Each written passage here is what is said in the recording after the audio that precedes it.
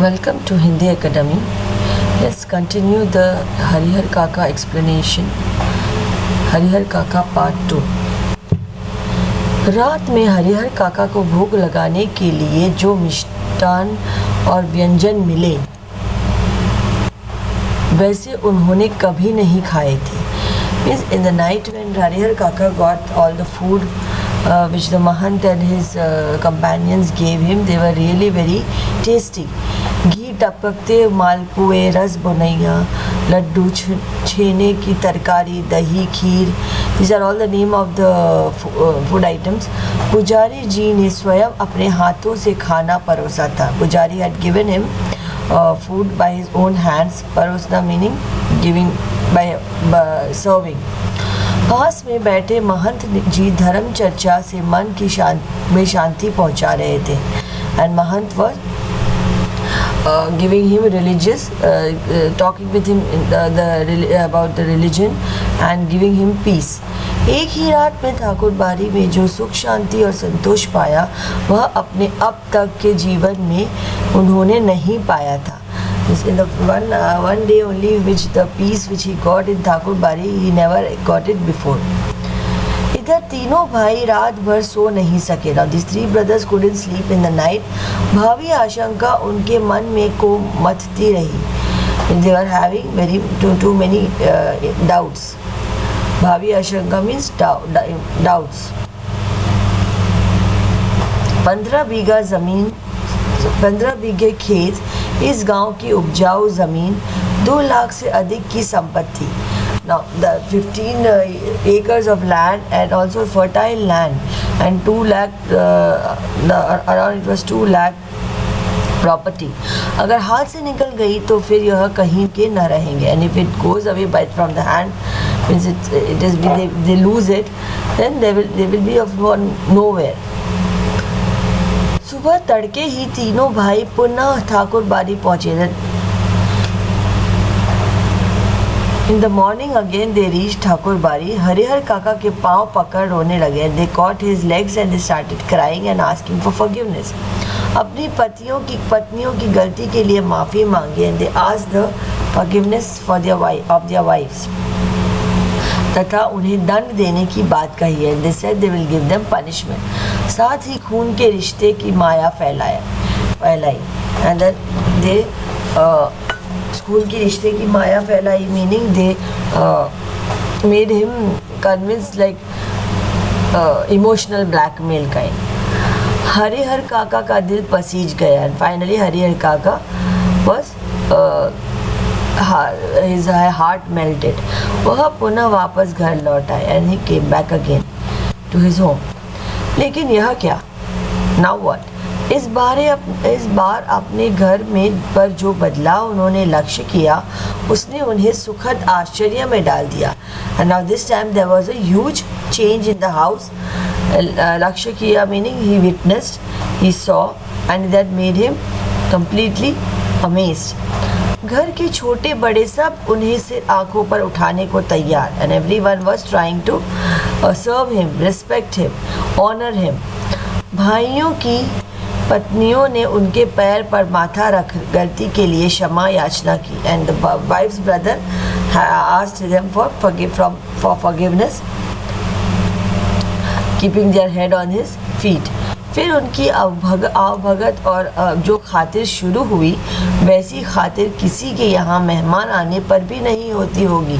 And after that they started his welcome and his खातिर meaning his look, they were caring for him, looking after him. It was so that of a high quality that even when guests come we don't do such a huge 5-star treatment. उनकी रुचि और इच्छा के मुताबिक दोनों जून खाना नाश्ता तैयार.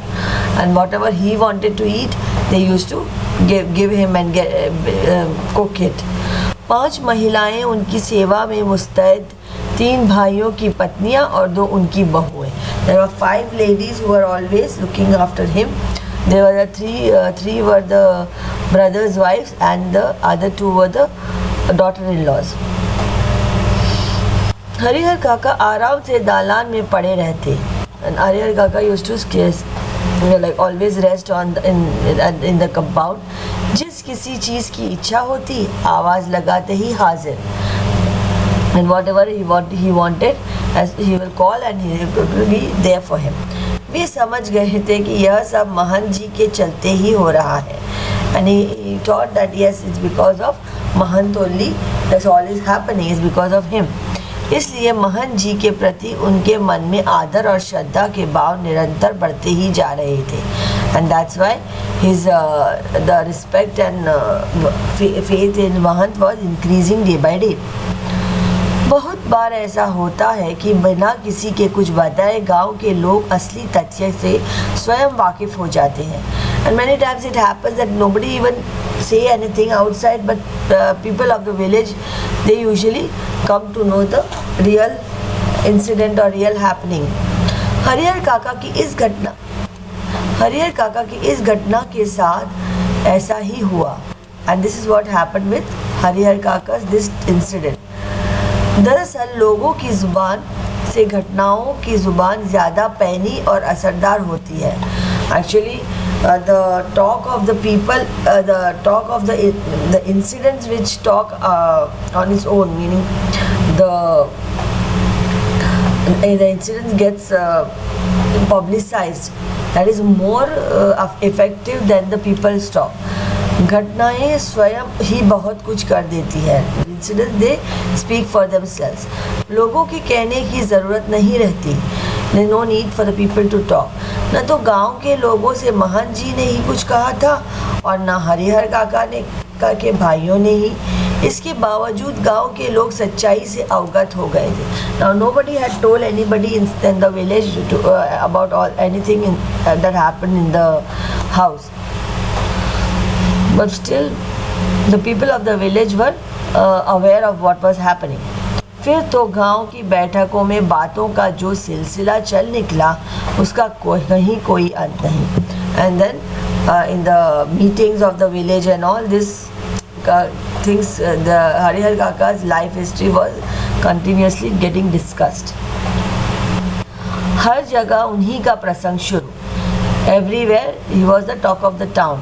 कुछ लोग कहते कि हरिहर को अपनी ज़मीन ठाकुर जी के नाम लिख देनी चाहिए, इससे उत्तम और कुछ नहीं, इससे कीर्ति भी उछल बनी रहती है. इसके विपरीत कुछ लोगों some people said that Harihar has to give the money give the land to Thakur Bari, the mandir, and some people said that it will increase his faith and everybody will honor him. इसके विपरीत कुछ लोगों की मान्यता यह थी कि भाई का परिवार तो अपना ही होता है, अपनी जायदाद उन्हें न देना, उनके साथ अन्याय करना होगा, खून के रिश्ते के बीच दीवार बनानी होगी. Some people said that the brothers family is also our own family.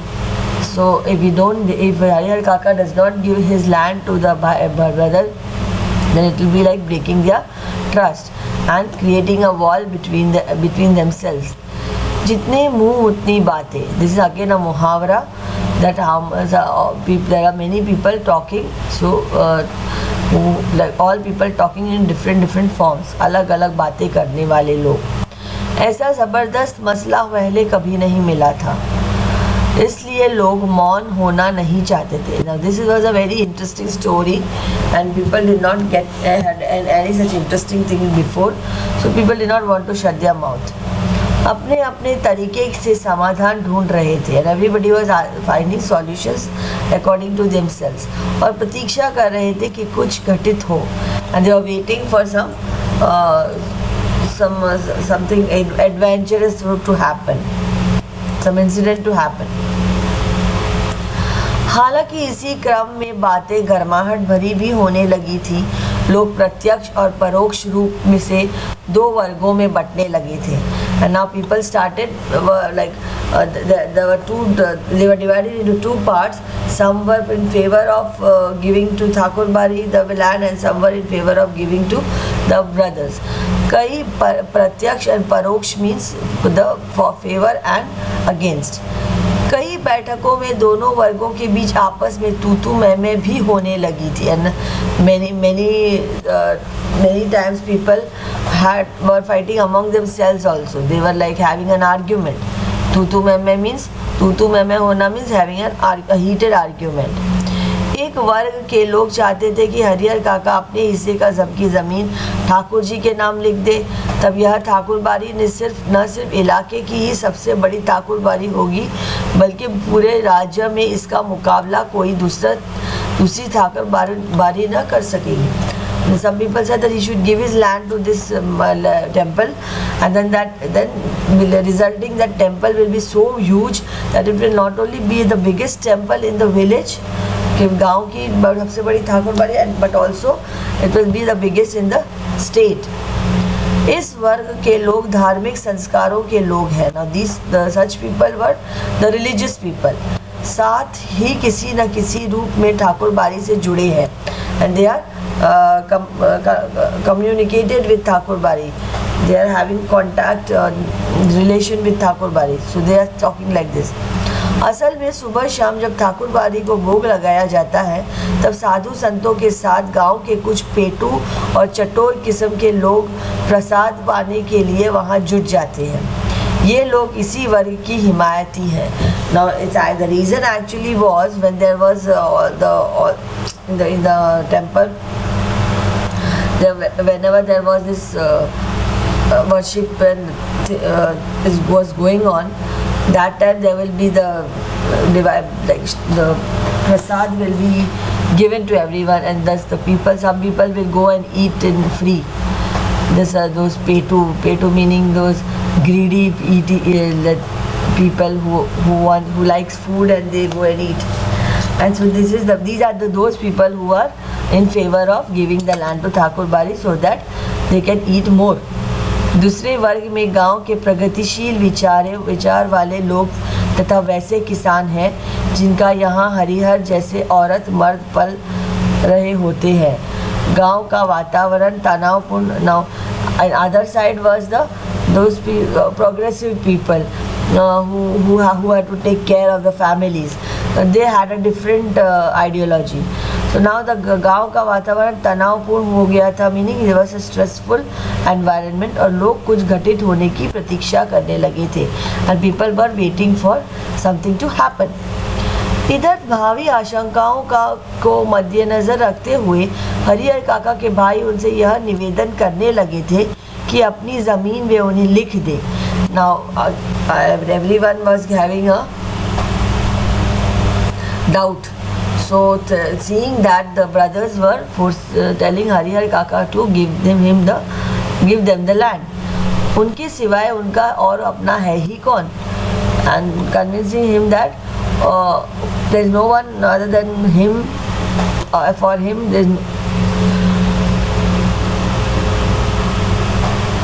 when they are all for each other. So that's why they should give the land to them. इस विषय पर हरिहर काका ने एकांत में मुझसे काफ़ी देर तक बात की. And on this subject Harihar काका spoke to लेखक, the writer, and अंततः at the end हम इस निष्कर्ष पर पहुँचे. We reached the decision कि जीते जी अपनी जायदाद का स्वामी किसी और को बनाना ठीक नहीं होगा. And as long as you are living, we should not give our property to anyone. चाहे वह अपना भाई या मंदिर का महंत ही क्यों ना हो. Be it our own brother or be it the caretaker of the temple, nobody the land should be given to. हमें अपने गांव और इलाकों के वे कुछ लोग याद आए जिन्होंने अपनी ज़िंदगी में ही अपनी जायदाद अपने उत्तराधिकारियों या किसी अन्य को लिख दी थी, लेकिन इसके बाद उनका जीवन कुत्ते का जीवन हो गया.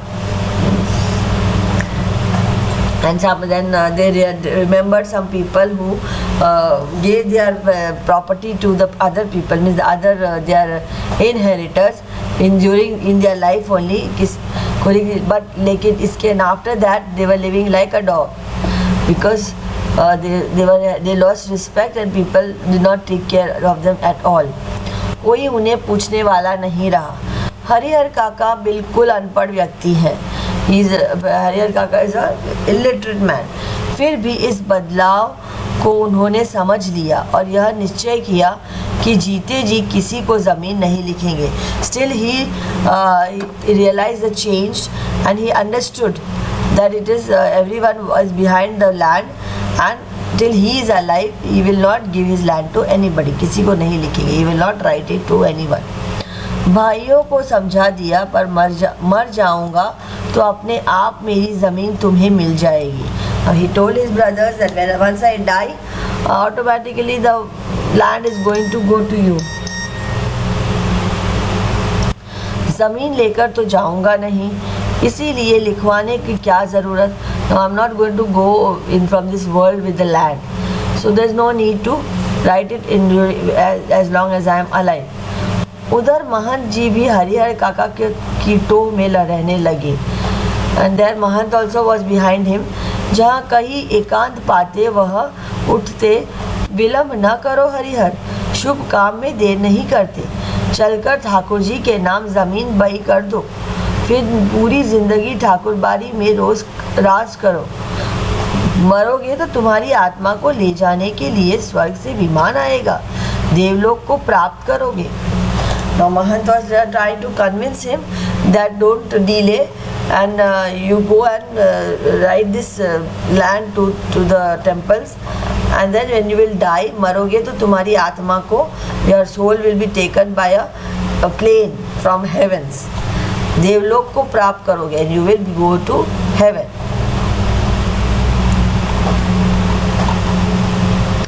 लेकिन हरिहर काका न हाँ कहते और न ना कहकर वे महंत जी को दुखी करना नहीं चाहते थे.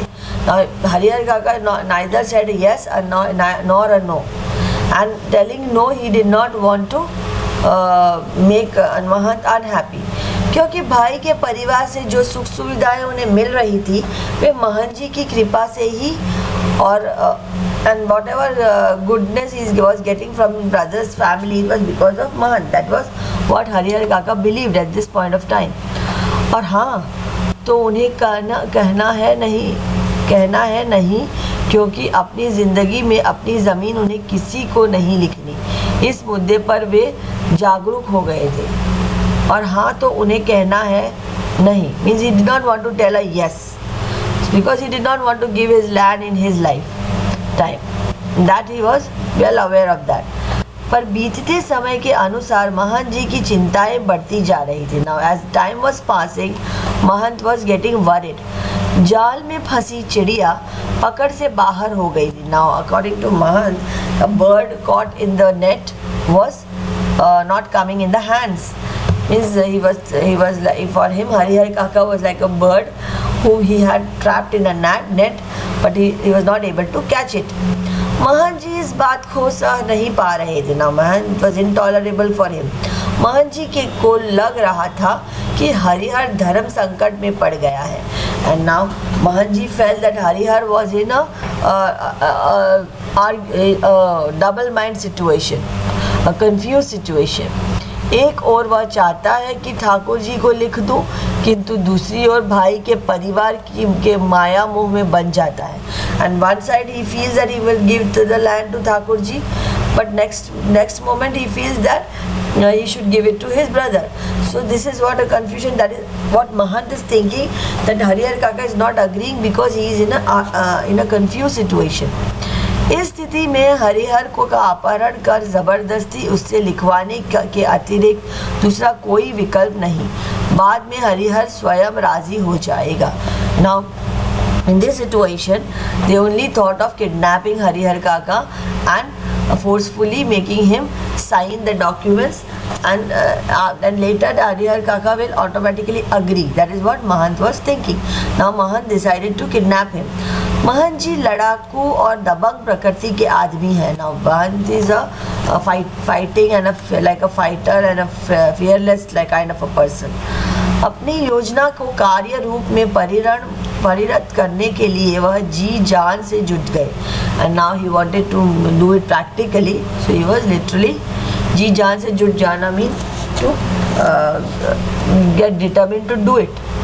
हालांकि यह सब गोपनीयता का निर्वाह करते हुए ही वह कर रहे थे. ना गोपनीयता meaning without telling anybody, quietly. Harihar काका के भाइयों को इसकी भनक तक नहीं थी. ना हरिहर काका brothers did not know about this at all. भनक नहीं होना मीन्स टोटली अभी अनअवेयर, बिल्कुल पता ना होना. बात अभी हाल की ही है. आधी रात के आसपास ठाकुरबाड़ी के साधु संत और उनके पक्षधर भाला गंडासा और बंदूक से लैस एकाएक हरिहर काका के दालान पर आ धमके. Now in the middle of the night, the people from Thakurbari, they came with the spears and the big sticks and even the gun, and they came in the compound of Harihar Kaka. And what did they do? Harihar काका के भाई इस अप्रत्याशित हमले के लिए तैयार नहीं थे. And Harihar काका's brothers were this unexpected attack. They were not at all ready for that. इससे पहले कि वे जवाबी कार्रवाई करें और गुहार लगाकर अपने लोगों को जुटाएं, तब तक आक्रमणकारी उनके पीठ पर लाद कर चंपत हो गए. And now before they could say anything, or before they could call anybody, those people just kidnapped Harihar काका and took him away. गांव में किसी ने ऐसी घटना नहीं देखी थी, न सुनी ही थी. सारा गांव जाग गया. शुभ चिंतक तो उनके यहाँ जुटने लगे. Now the people of the village had never seen anything like that, neither heard. So everyone was alert, and all the well-wishers started coming to them. लेकिन अन्य लोग अपने दालान और मकान की छतों पर जमा होकर आहट लेने और बातचीत करने लगे. And other people, they started talking in their compounds and on the roofs. Harihar काका के भाई लोगों के साथ उन्हें ढूंढने निकले. Harihar काका's brother went in search for the Harihar काका. उन्हें लगा कि यह महंत का काम है. वे मई दलबल ठाकुरबाड़ी जा पहुंचे.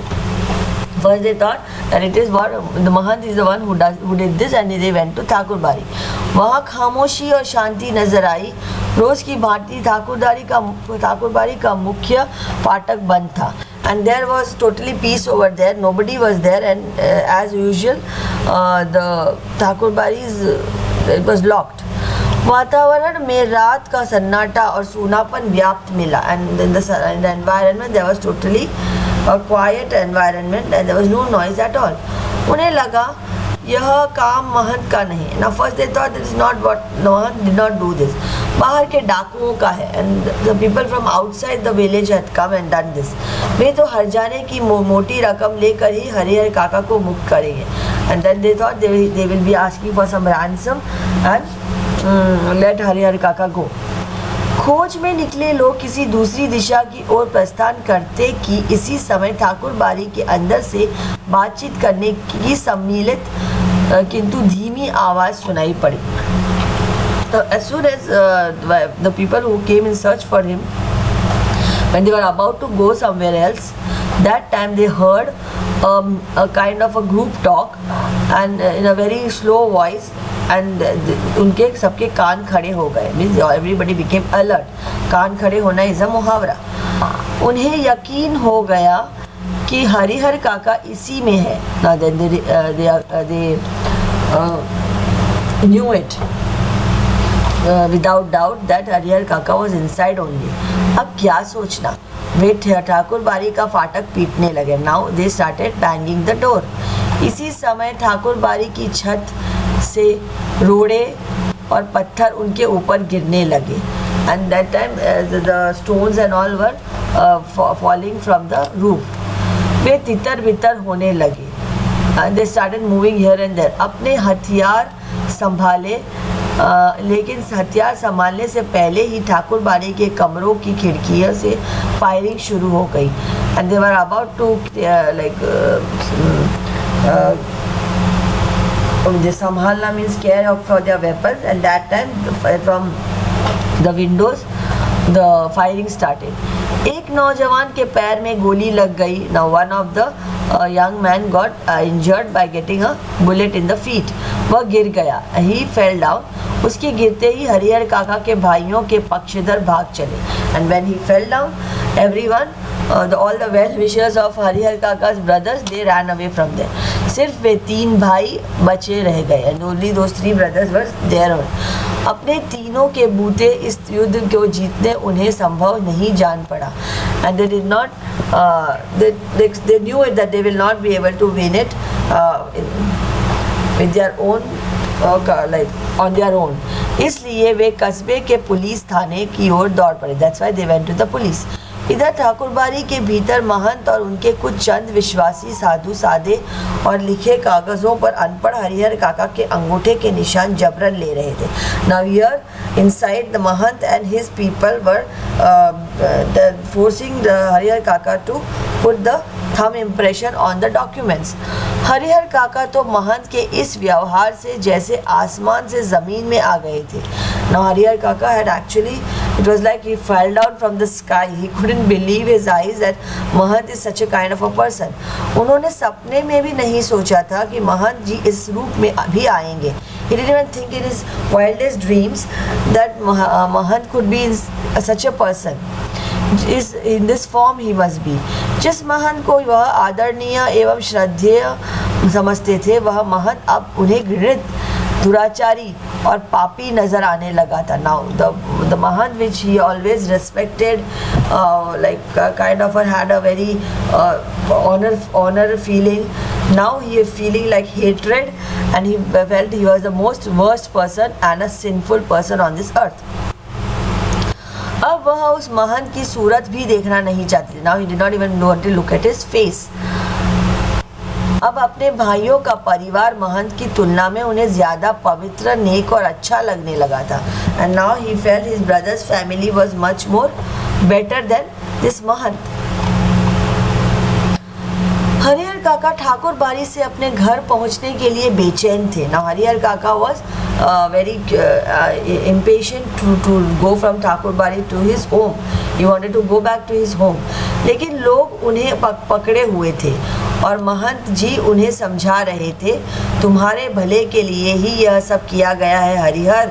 अभी तुम्हें लगेगा कि हम लोगों ने तुम्हारे साथ जोर ज़बरदस्ती की, लेकिन बाद में तुम समझ जाओगे कि जिस धर्म संकट में तुम पड़े थे उसे उबारने के लिए यही एकमात्र रास्ता था. Now Mahant is convincing him that we are doing it for your own good. तुम्हारे भले के लिए ही कह रहे हैं. And now you feel, अभी तुम्हें लगेगा कि हम लोग तुम्हारे साथ जोर ज़बरदस्ती की, that we are forcing you, but slowly you will come to know that since you were in a confused situation and we helped you to come out of it. उसे उबारने के लिए यही एकमात्र रास्ता था. This was the only way. एक और ठाकुरबाड़ी के भीतर जबरन अंगूठे का निशान लेने और पकड़ कर समझाने का कार्य चल रहा था, तो दूसरी ओर हरिहर काका के तीनों भाई सुबह होने से पहले ही पुलिस की जीप के साथ ठाकुरबाड़ी आ पहुंचे. Now one side this taking the thumb impression was forcefully doing that was going on, and on the other hand the brothers came with the police. And jeep से तीनों भाई एक दरोगा और पुलिस के 8 जवान उतरे. And from the jeep the 3 brothers, 1 inspector and the other 8 soldiers, the police people got down. Police in charge ने ठाकुरबाड़ी के फाटक पर आवाज़ लगाई. Police in charge started shouting on the ठाकुरबाड़ी's door, the temple's door. Dastak the. He knocked the door, लेकिन अंदर से कोई जवाब नहीं है. Nothing, nobody answered. अब पुलिस के जवानों ने ठाकुरबाड़ी के चारों तरफ घेरा डालना शुरू किया. Now the police people started circling around the Thakurbari, and they started to make a circle around. And घेरा डालना meaning to like just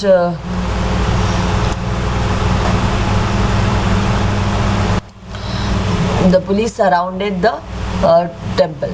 Thakur बाड़ी अगर छोटी रहती तो पुलिस के जवान आसानी से उसे घेर लेते. Now ठाकुर बाड़ी was not a small place. If it was small, then easily they would have surrounded it. But it was a big place. लेकिन विशाल काय ठाकुर बाड़ी को पुलिस के सीमित जवान घेर सकने में असमर्थ साबित हो रहे थे. And it was difficult for the police to surround them. फिर भी जितना संभव हो सका उस रूप में उन्होंने घेरा डाल दिया और अपना अपना मोर्चा संभाल सुबह की प्रतीक्षा करने लगा. Now this is happening around the night only, and then they surrounded the mandir, the Thakur Bari, because it was a very big place, so it was difficult for them, but still how much ever they could they were doing, and then they were waiting for the morning.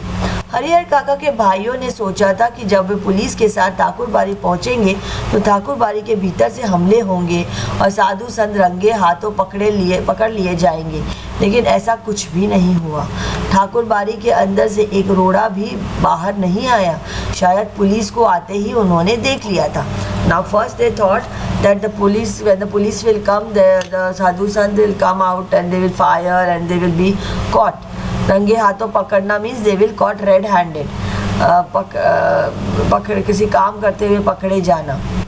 पर ऐसा कुछ नहीं हुआ. Nobody came out from inside and because they had seen the police and they ran away. सुबह होने में भी अभी कुछ देर थी, इसलिए पुलिस इंचार्ज रहकर ठाकुर बाड़ी का फाटक खोलने तथा साधु संतों को आत्मसमर्पण करने के लिए आवाज़ लगा रहे थे. Now it was some more time for the morning to come. So the police was again and again telling the people and the inside people to come out, and he was calling them. साथ ही police वर्ग की ओर से हवाई fire भी किए जा रहे थे. Now also there was the bullets were shot in the air and लेकिन ठाकुर बाड़ी की ओर से कोई जवाब नहीं आ रहा था. And nobody was telling anything from inside. सुबह तड़के एक वृद्ध साधु ने ठाकुर बाड़ी का फाटक खोल दिया. Now in the morning one old saint came out of Thakur बाड़ी and उस साधु की उम्र 80 वर्ष थी. And he was 80 years old, से अधिक की होगी. वह लाठी के सहारे कांपते हुए खड़ा था. And he was standing there with the stick. Police in charge ने उस वृद्ध साधु के पास पहुंचकर हरिहर काका तथा ठाकुर बाड़ी के महंत पुजारी एवं अन्य साधुओं के बारे में पूछा. And then he asked for everyone about the Harihar Kaka, and he asked about all the people, but the old man said I don't know anything. लेकिन उसने कुछ भी बताने से इनकार कर दिया. पुलिस इंचार्ज ने कई बार उससे पूछा, डांट लगाई, धमकियां दी, लेकिन हर बार एक ही वाक्य कहता, मुझे कुछ मालूम नहीं. ऐसे वक्त पुलिस के लोग मारपीट का सहारा लेकर भी बात उगलवाते हैं. लेकिन उस साधु की वही देखकर पुलिस इंचार्ज को महटिया जाना पड़ा. Normally the police people, they hit the criminals and they try to take the real things out of them, but seeing the age and this condition of that old man, they didn't do any such thing. Police in charge के नेतृत्व में police का जवान ठाकुर बाड़ी की तलाशी लेने लगा. Now police soldier started, the policeman started taking talashi, means search. He was searching the Thakur बाड़ी. लेकिन न तो ठाकुर बाड़ी के नीचे के कमरों में ही कोई पाया गया और न छत के कमरों में ही. पुलिस के जवानों ने खूब छानबीन की और वृद्ध साधु के अलावा कोई दूसरा ठाकुर बाड़ी में नहीं मिला. And they found nothing. Harihar काका के भाई चिंता, परेशानी और दुखद आश्चर्य से घिर गए. ठाकुर बाड़ी के महंत और साधु संत हरिहर काका को लेकर कहाँ भाग गए? अब क्या होगा? काफ़ी पैसे खर्च कर पुलिस को लाए थे. And now the brothers were really worried as to where they took Harihar Kaka. and they have spent so much of money to bring police also.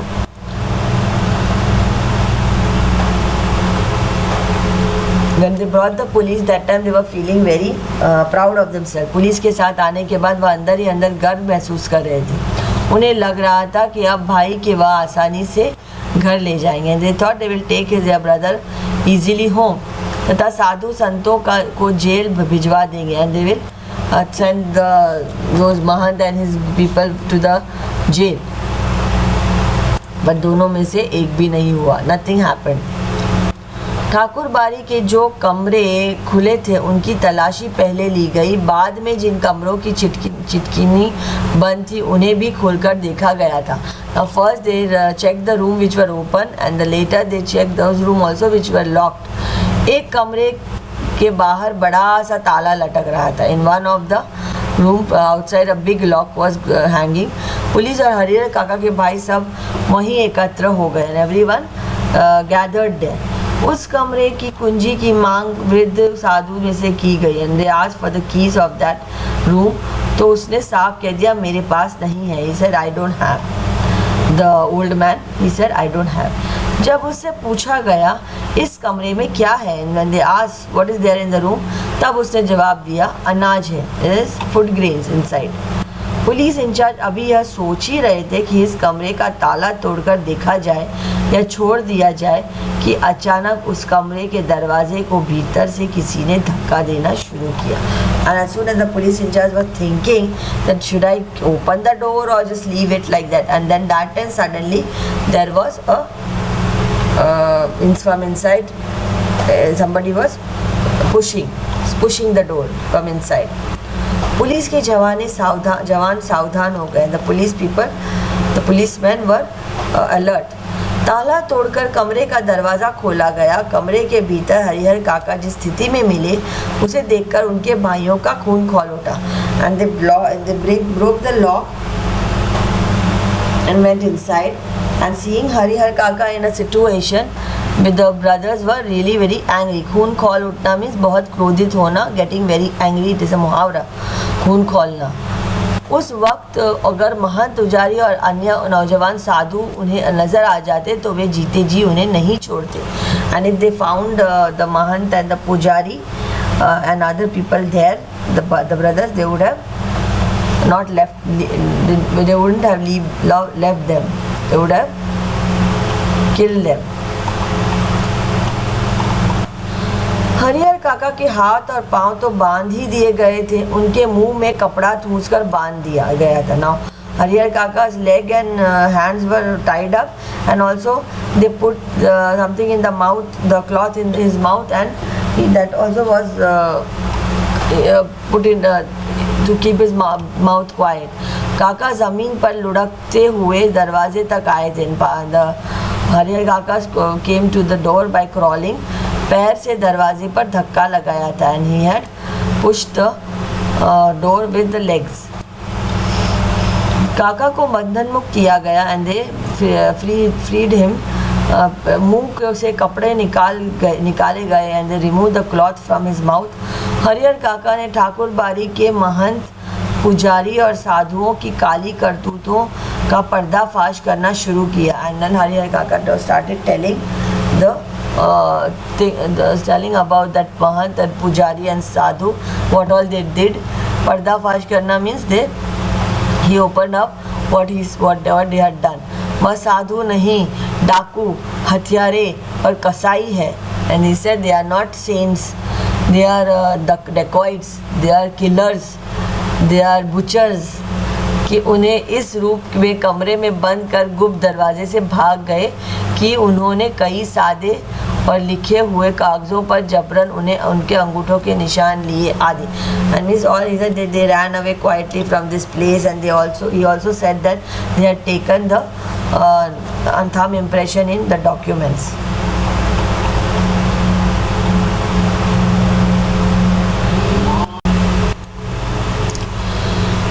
Harihar काका ने देर तक अपने बयान दर्ज कराए. हरिहर काका had given his like in the police, he told what happened. उनके शब्द से साधुओं के प्रति नफरत और घृणा व्यक्त हो रही थी. And every word he was feeling hatred towards this sadhus and this mahant people. जीवन में कभी किसी के खिलाफ उन्होंने इतना नहीं कहा होगा जितना ठाकुर बारी के महंत, पुजारी और साधुओं के बारे में कहा. In whole life he never criticized so much anyone. That much he criticized this mahant and pujari and the other sadhus. अब हरिहर काका पुनः अपने भाइयों के परिवार के साथ रहने लगे थे. Now again he started staying with his brother's family. इस बार उन्हें दालान पर नहीं, घर के अंदर रखा गया था. And now they didn't keep him in the compound.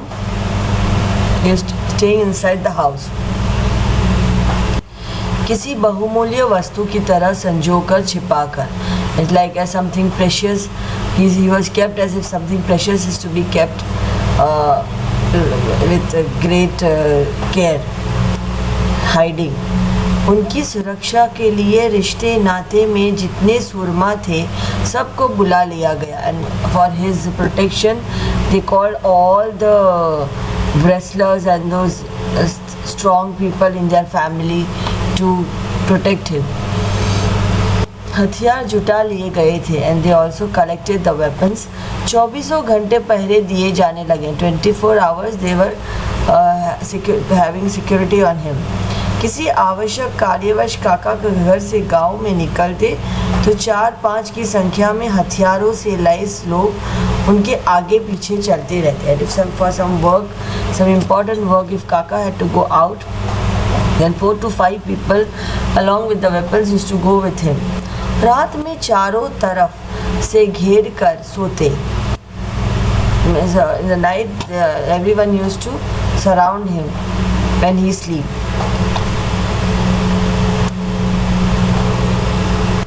भाइयों ने ड्यूटी बांट ली थी. The brothers shared the duty. आधे लोग सोते तो आधे लोग जाग कर पहरा देते. Half people used to sleep and half people used to bodyguard him.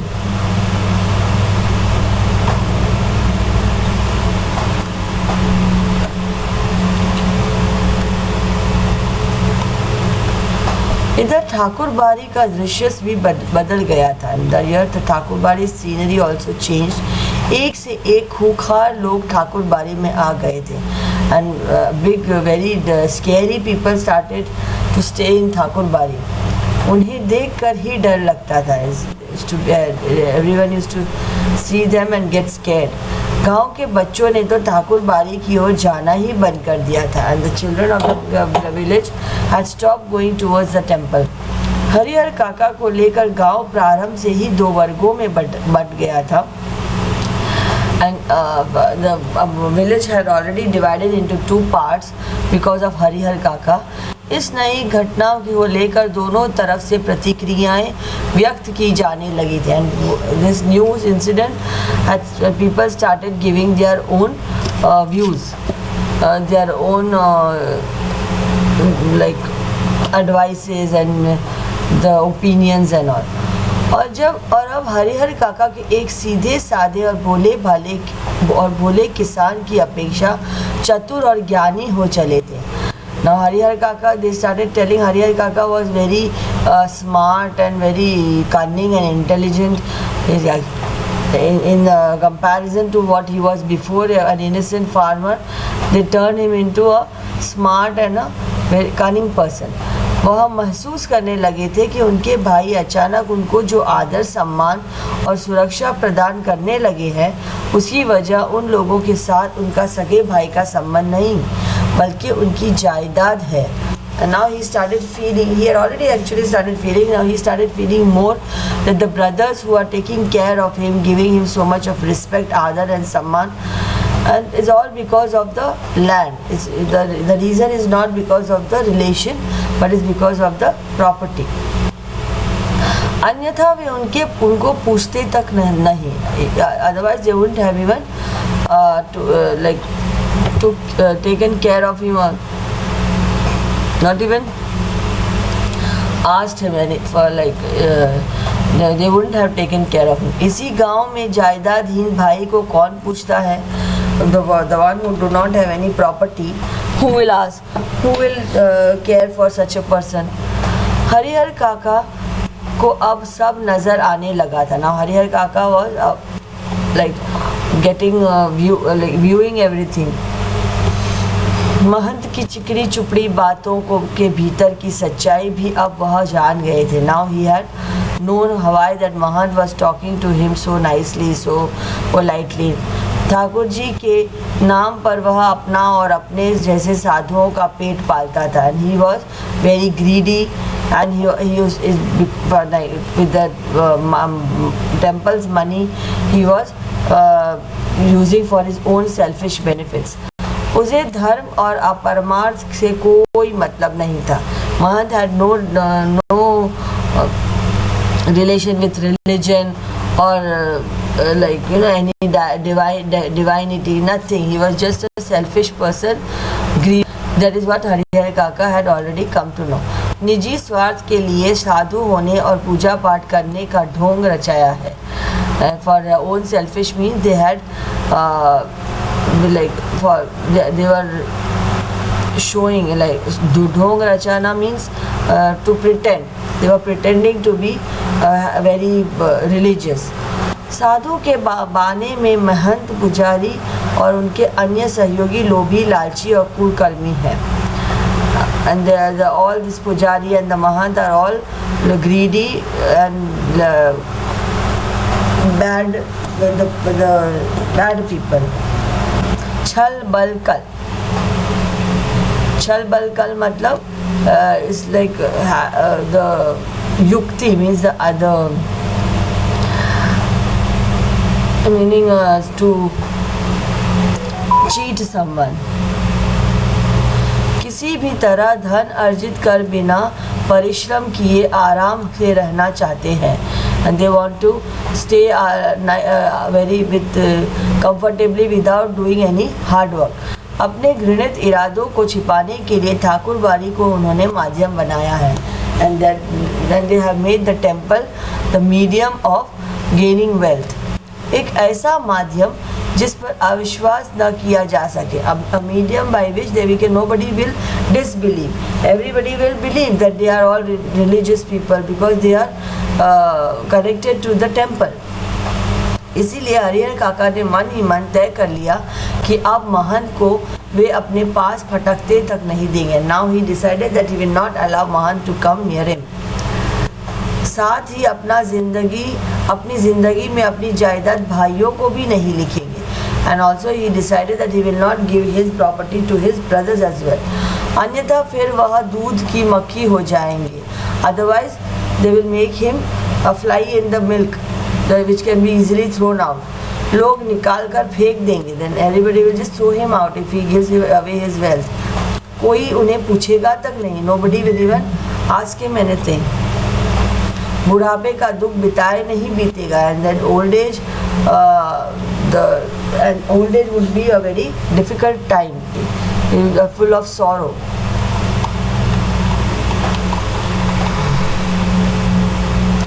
लेकिन हरिहर काका सोच कुछ और रहे थे और वातावरण कुछ दूसरा ही तैयार हो रहा था. And now हरिहर काका was thinking something else, but the environment was showing something different. Thakur बाड़ी से जिस दिन उन्हें वापस लाया गया था उसी दिन से उनके भाई और रिश्ते नाते के लोग समझाने लगे थे कि विधिवत अपनी जायदाद भी अपने भतीजों के नाम लिख दे. And by the time he came back to the temple, from the temple they brought him from Thakur Bari back. From that time his brothers and his other relatives were convincing him that according to the tradition you just give your property to your nephews. वह जब तक ऐसा नहीं करेंगे तब तक महंत की गिद्धी दृष्टि उनके ऊपर लगी रहेगी. Till he doesn't do that, till then this Mahant will keep on harassing him. Giddhi drishti mean that greedy eyes will be on his wealth. Mahant सिर पर मंडरा रहे तूफान से मुक्ति पाने के लिए उनके समक्ष अब यही एकमात्र रास्ता है. They were trying to convince him that this is the only way to come away from this, get out from this problem. तूफान से मुक्ति meaning to get away from this storm. The उनके समक्ष in front of him there is only one solution. सुबह दोपहर शाम रात गए तक यही चर्चा, whole day whole night this discussion was continuing. लेकिन हरिहर काका साफ नकार जाते हैं, बट हरिहर काका did not agree. कहते मेरे बाद तो मेरी जायदाद इस परिवार को स्वतः मिल जाएगी, इसलिए लिखने का कोई अर्थ नहीं. He used to tell that after me this property will come to this family only. There is no need to write it down as now.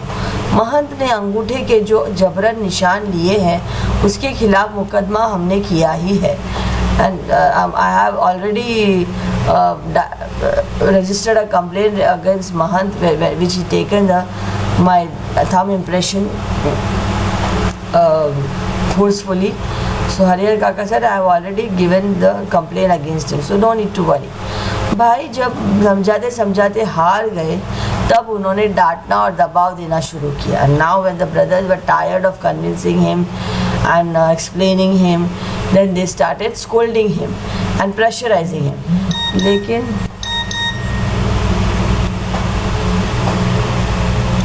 लेकिन काका इस रास्ते भी राजी नहीं हुए. But काका did not agree to this way also. स्पष्ट कह दिया कि अपनी ज़िंदगी में वह नहीं लिखेंगे. He will not write it in his life. बस एक रात उनके भाइयों ने वही रूप धारण कर लिया जो रूप महंत और उनके सहयोगियों ने धारण किया था. But one night the brothers also behaved the same way like Mahant and his companions behaved with him. They attacked him. Harihar काका को अपनी आँखों पर विश्वास नहीं हुआ. हरिहर काका could not believe his eyes.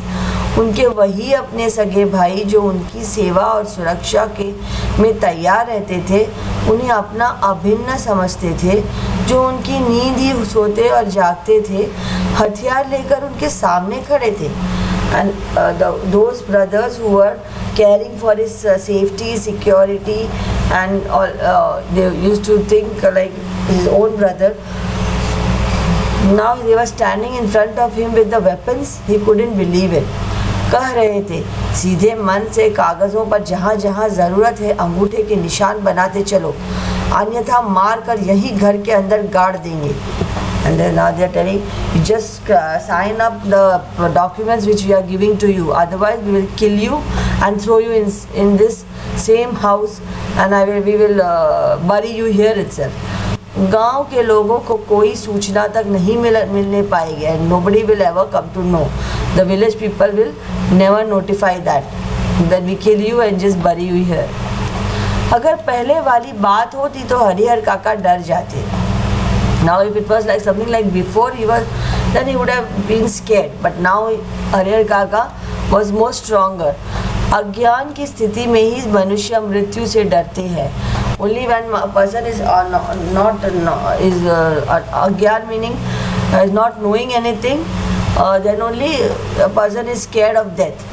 If once you know about your death, that a death is definitely going to come, then you stop worrying about the death, then you try to face it.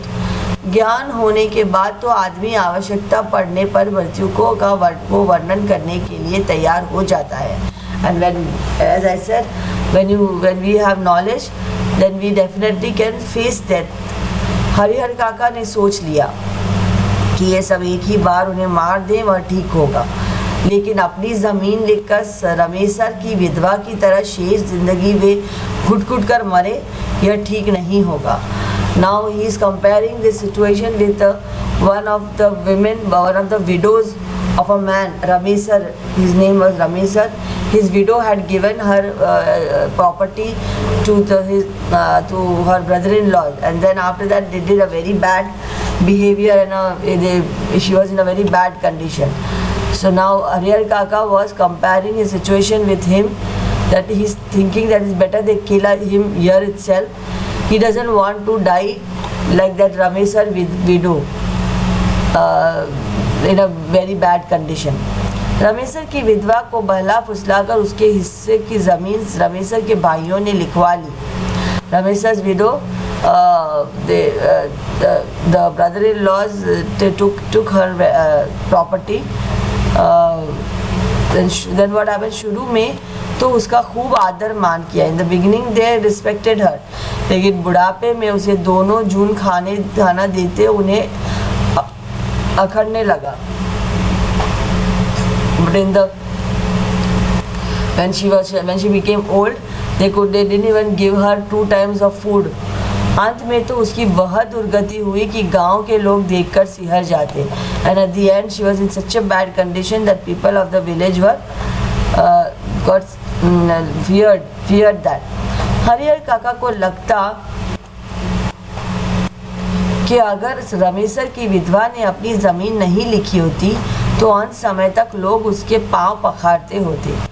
Now Harihar Kaka always thought that if Ramesar's widow did not give her the property to those people, then till the end they would look after her in greed for the wealth at least.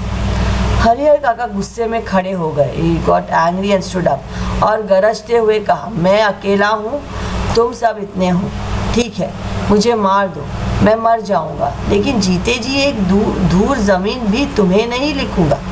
तुम सब ठाकुर बाड़ी के महंत पुजारी से तनिक भी कम नहीं। Now Harihar काका got very angry. He said, I am alone. You are so many. You kill me. मुझे मार दो, मैं I'll die. मैं मर जाऊँगा. But in the living, जीते जी, till I am living, not a single penny I will give you. You are not less than that Thakur बाड़ी's Mahant and पुजारी. You all are the same. देखते हैं कैसे नहीं लिखोगे, लिखना तो तुम्हें है ही, चाहे हंस के लिखो या रो के। Now the brothers are telling, we'll see how you don't write. You will write. Either you do it by laughing, by smiling or by crying.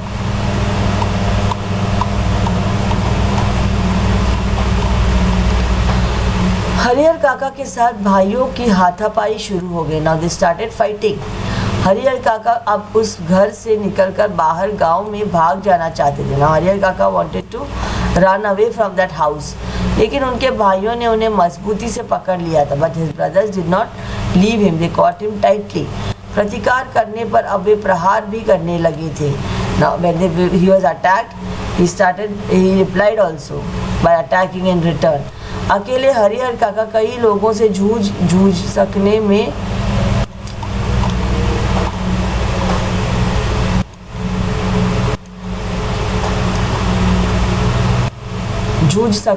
असमर्थ थे। But हरिहर काका was alone and there were so many, he couldn't match up to them. फलस्वरूप उन्होंने अपनी रक्षा के लिए खूब जोर से चिल्लाना शुरू कर दिया। And finally he started shouting for his asking for calling for the people for his protection. अब भाइयों को चेत आया कि मुंह तो उन्हें पहले ही बंद कर देना चाहिए था। But none the brothers realized that they should have closed his mouth first only. उन्होंने तत्क्षण उनके मुंह का कपड़ा ठूस दिया। And immediately they just put cloth in his mouth. लेकिन ऐसा करने से पहले ही काका की आवाज़ गांव में पहुंच गई। But before only काका's voice reached the village. टोला पड़ोसी के लोग दालान में जुटने लगे थे। Now the टोला पड़ोस means the neighborhood people started coming in the compound. Thakur बाड़ी के पक्षधरों के माध्यम से तत्काल यह खबर महंत जी तक भी चली गई। And the Thakur Baris, the ones who were in favor of the Thakur Bari, they given the news to that Mahant that Harihar Kaka was beaten up. लेकिन वहाँ उपस्थित हरिहर काका के परिवार और रिश्ते नाते के लोग गांव के लोगों को समझा देते कि अपने परिवार का निजी मामला है। Now the family members were telling the village people that it is our personal matter. इससे दूसरों को क्या मतलब, what others have to do, it's none of their business. लेकिन महंत जी ने वह तत्परता और फुर्ती दिखाई जो काका के भाइयों ने भी नहीं दिखाई थी। वह पुलिस की जीप के साथ आधम के। And now Mahant came here with the police jeep immediately. Before it was more faster than what the brothers did when Mahant kidnapped him.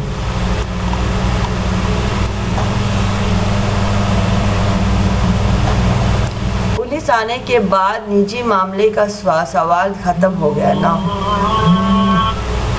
When the police came, the personal matter, like it was no more a personal matter. घर तलाशी शुरू हुई. They started searching the house. फिर हरिहर काका को उससे भी बदतर हालत में बरामद किया गया. हरिहर काका was found in a more worse condition than before. जिस हालत में ठाकुर बाड़ी से उन्हें बरामद किया गया था, comparatively to how he was found at Thakur बाड़ी, he was found in more bad condition.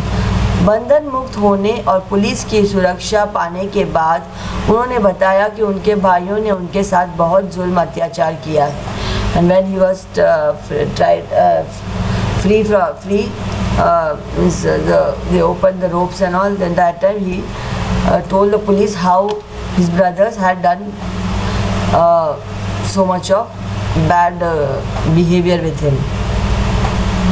कि जबरन उनके अनेक कागज़ों पर उनके अंगूठों के निशान लिए हैं. They have forcefully taken his thumb impressions on many documents.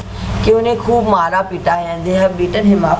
कि उनकी कोई भी दुर्गति बाकी नहीं छोड़ी है. They had made him in a very bad condition. कि अगर और थोड़ी देर तक पुलिस नहीं आती तो वह उन्हें जान से मार देते. And so still if the police hadn't come, they would have killed him.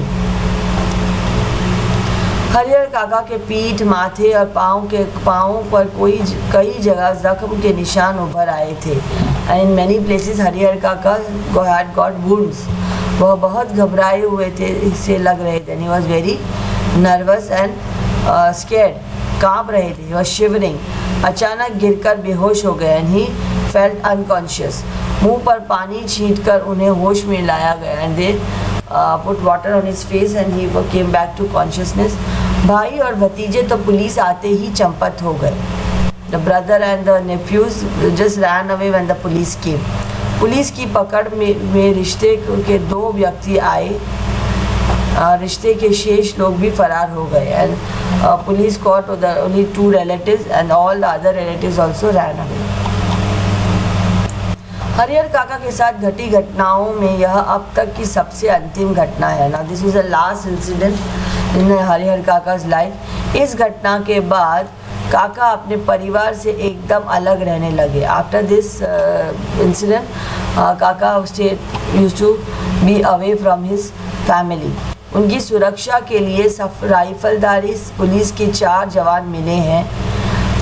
For his protection, for his security, the 4 soldiers were kept there with the weapons. हालांकि इसके लिए उनके भाइयों और महंत की ओर से काफ़ी प्रयास किए गए हैं. And also the brothers and the mahant are already kept people for protecting him.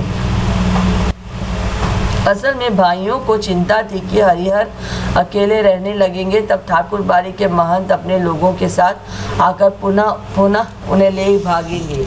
Now the brothers were worried that if he was alone, if Harihar काका was alone, then the mahant will kidnap him again. और यही चिंता महंत, and now the same worry was for mahant also, that if Harihar काका was left alone, then his brothers will force him and take the land. महंत जी थी कि हरिहर काका को अकेला असुरक्षित पाक उनके भाई पुन्नत उन्हें धर दबोचेंगे. Again they will catch him. इसलिए जब हरिहर काका ने अपनी सुरक्षा के लिए पुलिस की मांग की तब नेपथ्य में रहकर ही उनके भाइयों और महंत जी ने भी लगा और पैसे खर्च कर उन्हें पूरी सहायता पहुंचाई. And when he asked for the police protection, then the brothers and mahant both they kept people for protecting him for each other's benefits. यह उनकी सहायता का ही परिणाम है कि एक व्यक्ति की सुरक्षा के लिए गांव में पुलिस के 4 जवान तैनात कर दिए गए हैं. And it is because of his उनकी सहायता का ही परिणाम है कि एक व्यक्ति की, and it's because of the help of this भाई and Mahant for the protection, that for one person's protection there were so many police people in the village. जहाँ तक मैं समझता हूँ फिलहाल हरिहर काका पुलिस की सुरक्षा में रह ज़रूर रहे हैं, लेकिन वास्तविक सुरक्षा ठाकुर बारी और अपने भाइयों की ओर से मिल रही है। According to me, Harihar Kaka is under the police protection, but actual protection the Mahan's people and the brothers people were giving him. Thakur बारी के साधु संत और काका के भाई इस बात के प्रति पूरी तरह सतर्क हैं कि उनमें से कोई या गांव का कोई अन्य हरिहर काका के साथ जोर जबरदस्ती कर ना पाए. And these brothers, the sadhus and the brothers, they were very much alert that nobody should forcefully take Harihar काका. साथ ही अपना सद्भाव और मधुर व्यवहार प्रकट कर पुनः उनका ध्यान अपनी ओर खींच लेने के लिए दोनों दल प्रयत्नशील थे. And also they were behaving very nicely with him to gain his attention and love. गांव में एक नेताजी हैं. वह न तो कोई नौकरी करते हैं और न खेती गृहस्थी, फिर भी 12 महीने मौज उड़ाते रहते हैं. राजनीति की जादुई छड़ी उनके पास है. उनका ध्यान हरिहर काका की ओर जाता है. Now there was one one politician who was not doing any work, but still he was always having a very good life forever. Now the politics, according to his politics, he had one magical wand, and his focus went to Harihar Kaka. What was that? He wanted his land and he wanted to build a school over there. वह तत्काल गांव से कुछ वशिष्ठ लोगों के साथ उनके पास पहुंचते और वहां यह प्रस्ताव रखते कि उनकी ज़मीन में हरिहर उच्च विद्यालय नाम से एक हाई स्कूल खोला जाए. इससे उनका नाम अमर हो जाएगा. And he wanted him to give Harihar Kaka to give him the land so that he can make a school and his name will be kept high. ज़मीन का सही उपयोग होगा और गांव के विकास के लिए एक स्कूल मिल जाएगा. लेकिन हरिहर काका के ऊपर तो अब कोई भी दूसरा रंग चढ़ने वाला नहीं था. नेताजी भी निराश होकर लौट गए.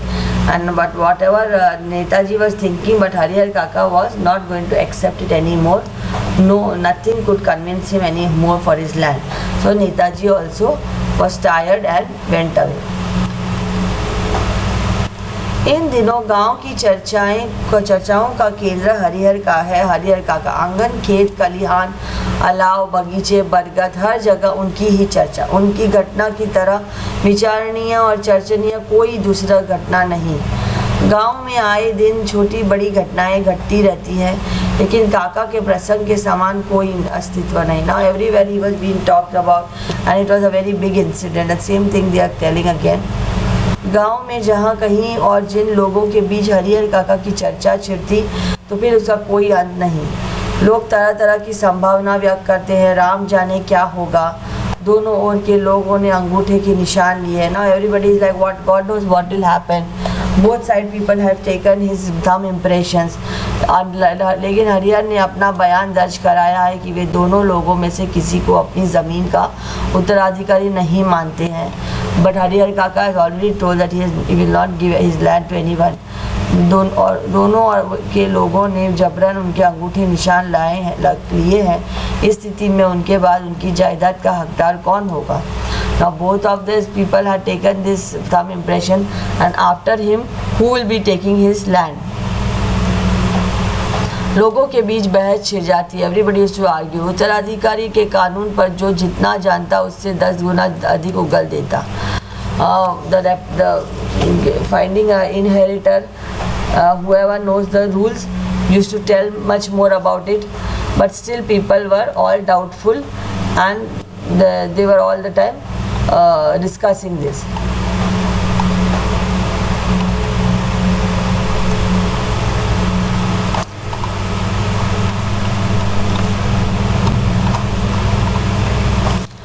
ठाकुर बारी के साधु संत और काका के भाइयों ने कब क्या होगा यह खबर बिजली की तरह एक ही बार समूचे गांव के में फैल जाती.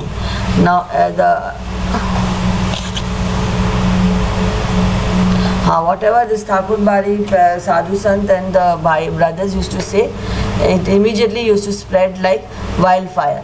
खबर झूठी है ये सच्ची, इस पर कोई ध्यान नहीं. Nobody used to care whether it is truth or false, but they used to just spread the word. वह नमक मिर्च लगाकर उसे चटकाकर आगे बढ़ा देते. नमक मिर्च लगाना means exaggerated and just spread it.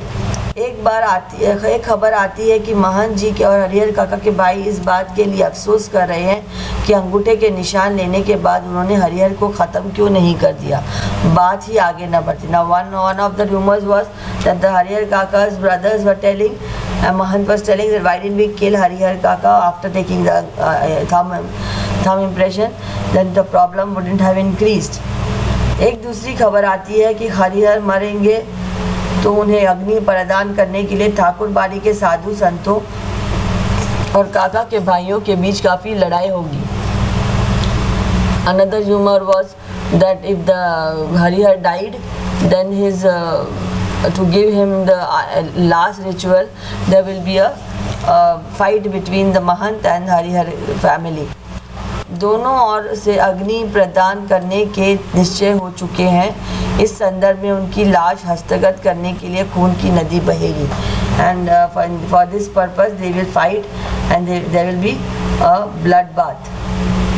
एक तीसरी खबर आती है कि हरिहर काका की मृत्यु के बाद उनकी ज़मीन पर कब्जा करने के लिए उनके भाई अभी से तैयारी कर रहे हैं. And another thing is they're saying that who is going to take the land after his death. They are all the brothers are already deciding that and preparing for that. इलाके के मशहूर डाकू बुटन सिंह के से उन लोगों ने बातचीत पक्की कर ली है. And they have already talked to a dacoit Bhutan Singh so that he can solve this matter. Harihar के 15 बीघे खेत में से 5 बीघे भूटन लेगा और दखल करा देगा. And it was said that people believe that the brothers have already talked to Bhutan Singh and he will take the 5 acres of land and he will solve this matter. And they will get it solved by that dacoit. पहले भी इसी तरह के 2-3 मामले भूटन ने निपटाए. पूरे इलाके में उसके नाम की तूती बोलती है. तूती बोलना means everybody is scared of him. And before also Bhutan Singh, this big daku, this dacoit had done this kind of thing before also, and everyone is scared of him. So he easily can handle this matter. एक चौथी खबर आती है कि महंत जी ने निर्णय ले लिया है कि हरिहर की मृत्यु के बाद देश के कोने कोने से साधुओं और नागाओं को वह बुलाएंगे. Now the first and one more rumor was that Mahant had decided that after Harihar's death he would call a lot of sadhus and nagas from the different places. रहस्यात्मक और भयावनी खबरों से गांव का आकाश आच्छादित हो गया है. The mysterious and very scary news had already filled up the sky of the covered the sky of the village. दिन प्रतिदिन आतंक का माहौल गहराता जा रहा है. And every day there was a lot of terrorized situation in the village. सबके मन में यह बात है कि हरिहर कोई अमृत पीकर तो आए ही नहीं. एक न एक दिन उन्हें मरना ही है. फिर एक भयंकर तूफान की चपेट में यह गांव आ जाएगा. And everybody knew it that Harihar was not going to stay up forever. One day he will die, and in that condition, the village will come into a very big problem. उस वक्त क्या होगा कुछ कहा नहीं जा सकता. यह कोई छोटी लड़ाई नहीं, एक बड़ी लड़ाई है. And that time what will happen nobody knows. It is not something small. It is a big fight. जाने अनजाने पूरा गांव इसकी चपेट में आएगा ही. And knowingly or unknowingly the whole village will be under this fight. इसीलिए लोगों के अंदर भय भी है और प्रतीक्षा भी है. That's why people are scared also and they are waiting also. एक ऐसी प्रतीक्षा जिसे झुटलाकर भी उसके आगमन को टाला नहीं जा सकता. A wait which cannot be which cannot be falsified. It is definitely going to happen. और हरिहर काका, वह तो बिल्कुल मौन हो अपनी ज़िंदगी के शेष दिन काट रहे हैं। Now he is totally silent and he is quietly living his life. एक नौकर रख लिया है, he has kept a servant, वही उन्हें बनाता खिलाता है। He only cooks for him and gives him food. उनके हिस्से की ज़मीन में जितनी फसल होती है उससे अगर वह चाहते तो मौज की ज़िंदगी बिता सकते थे। Now in his share of land, the crops which grew, if he wanted he can lead a very good life। लेकिन वह तो गूंगापन के शिकार हो गए हैं, but he is now become a dumb, he is not talking to anyone। कोई बात कहो, कुछ पूछो, कोई जवाब नहीं। No, he doesn't answer anything. खुली आंखों से बराबर आकाश को निहारा करते हैं। With open eyes he continuously looks at the sky. सारे गांव के लोग उनके बारे में बहुत कुछ कहते सुनते हैं। The whole village is something और द अदर अबाउट हिम। लेकिन उनके पास अब कहने के लिए कोई बात नहीं। Now he doesn't have anything to talk about. पुलिस के जवान हरिहर काका के खर्चे पर ही खूब मौज मस्ती से रह रहे हैं। And the policeman are on Harihar काका's expenses, they are really enjoying their life। जिसका धन वह रो रहे उपास, खाने वाले करे विलास। This is a kind of a muhavara। It means that the one who has the money, he is fasting, and the one who is using the money is having a very good time। अब तक जो नहीं खाया था, दोनों जून उसका भोग लगा रहे हैं। And like whatever they did not eat before, now they are eating and they are enjoying that much। Thank you।